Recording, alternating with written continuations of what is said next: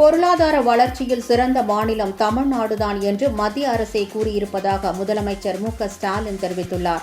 திருப்பூர் மாவட்டம் உடுமலைப்பேட்டையில் நடைபெற்ற அரசு விழாவில் கலந்து கொண்டு பேசிய அவர், அதிமுக பொதுச் செயலாளர் எடப்பாடி பழனிசாமி தரம் தாழ்ந்து தன்னை ஒருமையில் பேசுவதாகவும், 2026 சட்டமன்ற தேர்தலில் அதிமுகவின் தோல்வியானது மேற்கு மண்டலத்தில் இருந்துதான் தொடங்கும் என்றும் முதலமைச்சர் மு.க.ஸ்டாலின் கூறினார்.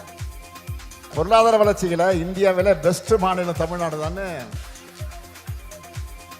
நாங்க சொல்லல.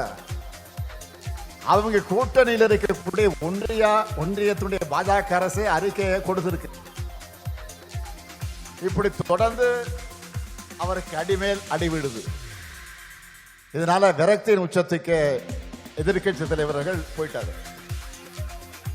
அதனாலதான் முதலமைச்சர்கிற மக்கள் அளிச்ச பொறுப்புக்கு கூட மரியாதை தராம தரந்தாழ்ந்து என்ன ஒருமையில பேசிட்டு வர்றாரு. அதை பத்தி எல்லாம் நான் கவலைப்படல.